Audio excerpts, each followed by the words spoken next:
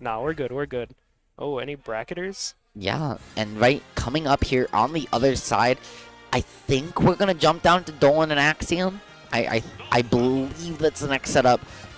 Before we jump, I believe, into the winner of that versus King, yeah, the winner of that versus King, Just Bloom, moving on. Here are two losers semis where he will play, you know, the winner of that set, and then the loser will, and then the winner of that set will play the loser of Brujo Polka, which we will likely see Yeah, after that. this bracket looking spicy. That's all I'm gonna say. Oh, this is a one-sided matchup here. I was gonna say, if you looked at this bracket in the beginning of the day and you told someone, "Hey, winners finals would be Snake and it would be Polka," you'd be like, "Okay," and then you're like, "Yeah," and he's playing a K rule. Nah, K Rool's good. People try to say K Rool's bad. Like, no, dude. Bro, no, take your melee brain and leave. What do you mean? You know what I mean. Melee's, I mean, K Rool's sick. Very slept on, but oh, these players have played a lot recently. This is the secondary. They not only played recently, they've played today. Axiom was sent to losers by this man earlier in bracket, and we are not going to see his patented Kazuya Mishima. We're not going to see his original main, Wario. We're going to see the Sephiroth. Yeah, one-winged angel out here. I like it. I like it. Sephiroth. True. Not having watched Syrup play against like the likes of Ziglet, you know, in the tri-state region, I can probably say Sephiroth. Maybe a little better matchup. But. I mean, yeah, it's one of those matchups, right? Like, obviously, as well, Syrup has pretty decent success against Nest, or not Syrup, Riddle, sorry, has pretty decent success against Nest players. So it's definitely a doable matchup, but the margin for error is so slim. This character, that hitboxes are so active, and even with how active they are, that floatiness kind of gets counteracted if you're precise. Axiom certainly is closing that one out with a fair, and now with One Winged Angel, this is scary. Yeah, you have to take a stock quick here if you're King. Okay, there we go. He is, but you can't take a stock when you're caught out not doing your choice, or is the little kid telling you to walk the dog to the blast zone, and that stock gonna go sideways for Axiom. He's able to find a Nair, rack on percent, try and maintain the stage control, but it's so hard for Sephiroth, right? Nest being so short means that it's very hard to land those landing aerials that give Sephiroth so much out of neutral. Oh yeah, but wait, here we go. We see Axiom using Sephiroth's sword range, you know, just keeping this child out. Yeah. The Masamune, right? That 8-foot blade, so incredibly strong. Trying to find the clip, but just missing it a little bit. The PK Rocket not even going to get to come out. And now the edge guard opportunity, but a great PK flash stall from King there to give him one other opportunity to get back on stage. That being said, that sword is big, dude. That sword is big. Oh, there it is. It's really big. Up there taking it. High-level commentary moments. Yes, sir. Finding the back air, now looking for the edge guard, but perfectly timed air dodge from Axiom are going to allow him to get away from the Thunder scot-free. Gonna miss that little last tap, and King in turn not able to find the PK Thunder conversion. But this pressure is so strong here. Your Sephiroth, it's so hard with Sephiroth's linear recovery, right, to recover against Nest to get off the ledge. And right now we're seeing King just, you know, do what Nest does best and just make you feel like you hate playing Elite Smash. I do hate playing Elite Smash, but you gonna get an up air? No, not quite. Axiom just a little tricky with the drift there.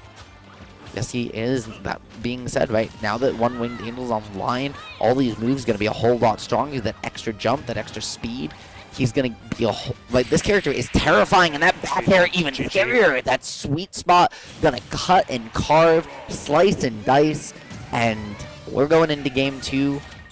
Axiom XL up a game.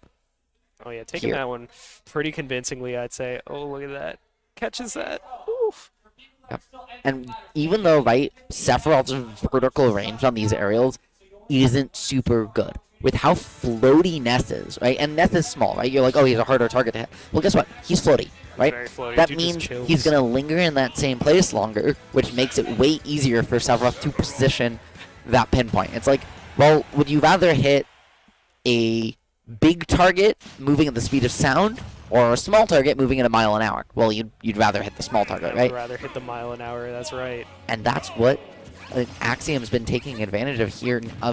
Of here now, the Kalos counter pick. I don't know how I feel about this. I like it. You know, try to space a little more with PK Fire, and just just running in. Because Axiom, holding back a little bit. Yep, you're thinking, right, like maybe those back throws with how strong of a kill throw it is, it's not going to find as much. But at the end of the day, right, it also gives Sephiroth more abilities to mix up his own disadvantage. It makes it harder for Nesta Ledge Trap find these kills, which is where really, right, King did so much work in that first game, even though he wasn't able to close it out. And Sephiroth still hits really hard, especially with that wing, making the Kalos Blast Zones maybe not as beneficial as they'd otherwise be.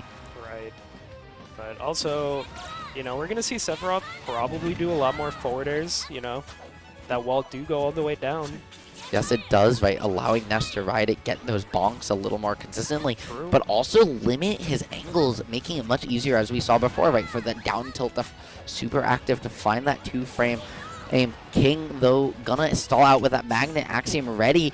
Both these players just going out, going back, not really able to find anything, and just resetting before Axiom manages to find the Nair to continue this multo. Ooh, great recovery, but still in disadvantage. How do you even get back here? And yeah, you don't. Okay. You don't. You just get a poke, poke, poke, poke, poke, and you make it look like it's a Kill Bill movie just a little bit with that precision, and coming in clutch, finding a way. And right, this is why he's only a memory. Yes. I'm sure there was a reference there. I'm sorry I missed it. Okay, well, I'm not sorry. a movie I'm sorry fan. you're not I'm cultured. Yeah, my bad. We'll play Final Fantasy. I don't know what to tell you. You know what? I should. Yeah. Shoutouts to Waffle. At some point in there, I lied to the people. Only he knows. Ooh, scary with the yo-yo though. Don't think it would have taken the stock, but with a little bit of charge, the Sephiroth kind of light. Yes, he is, but I mean, the one-winged angel doesn't make him any heavier either, right? This character, the 4th lightest in the entire game.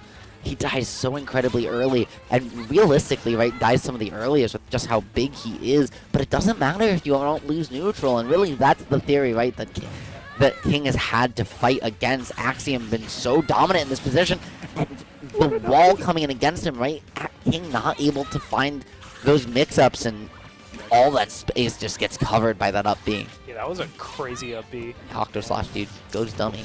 They really do go dummy. Yeah, King really got to find something deep in the tank, but you're going to get thrown off stage. Yeah, and even with these mix-ups, he's barely finding ways around it. And Axiom is like getting confident enough, right, to just go for these up Bs, go for these subpar options, because everything he's doing is working. You know what we haven't seen out of him yet? We haven't seen a single scintilla, and we haven't seen a single counter. People forget like just how broken Sephiroth counter is, because it has a hitbox even when you miss it. You know what else is broken though? The back throw. True, back throw a little crazy. Yeah, that's crazy. They put a counter in the game that doesn't have to counter anything. Well, they also put a counter in the game that isn't a counter, but just like interrupts your move and just does whatever the hell it wants. True. It does your taxes. It wins you neutral, whatever. Yeah. And that's that's Sora's. But 2 best counters in the game here. You paid $5.99 for them. You better get your mileage. Just using that quick slash to get back to stage and already back down. Right. This has just been impossible for King to maintain any sort of neutral, any sort of advantage state. It feels like he was getting a couple hits, right? He'd get one short advantage state string, and then immediately, right, Axiom would find a mix-up, find a way back down, and just take the stock, right? Like, it felt like once King got put in disadvantage, he was never able to reset. Yeah, no, Axiom just taking any hit he got to the bank, and that's just, the mark of a good player. That's what you gotta do if you want to win this bracket. And I mean, Axiom definitely did not expect to get put down into losers in, I think, round 2 or round 3. Like, it was super early, but he's made the run, clawed it all the way back here to losers quarterfinals, and not looking like he wants to stop here. You're trying to avenge himself and send King packing and saying, you might be the king, but I'm Sephiroth. I don't need anything because this is my home, baby. Real. Even baiting out the magnet there too, but Axiom just covering everything. Yeah. This center platform again, right? so good for Ness if he can win neutral. It allows you to juggle Sephiroth better, limit these mix-ups, but once Sephiroth wins, right, once he takes that stage control, he can play under this platform. Ness can't approach you with those falling aerials in the same way. And Sephiroth's up air, right, that up smash as well, the forward air would just cover the entire platform, cover so much space, and make it so hard for Ness to get in. Dude, for real. Yeah, Ness can't even do the PK fire slingshots. Like, that platform's just a little interrupting. Yeah, and I mean, right, this was his counter pick. He's been trying to find anything. Not felt like it's worked. And the up B gonna call out the high mix-up from King. You just can't make a risk like that when you're down 2-0 Moldo. I respect it. You gotta make a game time move, but yeah, Axiom just covering everything right now. Yeah, that forward air, right, we saw the precision and the difficulty to hit short characters, even whiffing that rising one on a platform. Axiom just opting to use more Nair that time, trying to just cover that space. This could be an opportunity for King to get on the board, but scared at this point, right? He's been so afraid of these reversals. Now he's just opting for that shield and holding it slightly longer than he has to, allowing Axiom to get another opportunity, and he's gonna SDI out, roll away, and just get back to stage control. Now King's put himself in disadvantage, just trying to play it safe. But the up air gonna take it, okay. Stock's even, King can still do this, that's all I'm saying. Yeah, it's certainly not out of reach, but especially if you find 4 PK fires into a down air. Clean. Holy mackerel, man. SDI. SDI, it's hard to do. Well, but SDI, so quick. also those were grounded PK. Some of those were, those were all aerial PK fires. It's actually, you don't even have to, no, you have to SDI out of aerial. You don't have to SDI out of grounded, but it's very easy to SDI. It's one of the easier moves to SDI out of. We see there, right? Axiom able to find his way out of it, find the back air as well, but from center stage with the large blast zones Hollow Bastion provides, not going to close out the stock. King seeming to have maybe figured something out. But even if he wins this one, he's got to do 2 on Axiom's counter pick. Dude, real, and who's to say we're even going to get the Sephiroth if Axiom loses this game? I think we will. I wouldn't be surprised to see a switch, but I do think that if Axiom's gone Sephiroth from the start of the set, I think he's planning to stick with it. Right. Okay, there That's we go. why, right? Yeah. Like, now you've just found that poke, found that sweet spot. And yeah, you're down 70, but you have one wing, right? You have that extra jump allowing you to get away, but you air dodge into it. Axiom starting to feel the pressure of the 3-0, getting to him a little bit, trying to find a way to close this out. He needs to win neutral. King's managed to turn it on here in these closing minutes. Back throw not going to do it. You have burning both jumps early, and the air dodge back down, and the back throw into forward air. This could be it, Molto. He has to find a way back now. Oh, the forward air? You can't air dodge, you have to. There it is, counter GG. Wow. Dude, that counter is such a strong damage multiplier. I love that option there from Axiom because he opts high, right? He tries to avoid the counter angle, the counter angle. Great. But guess what?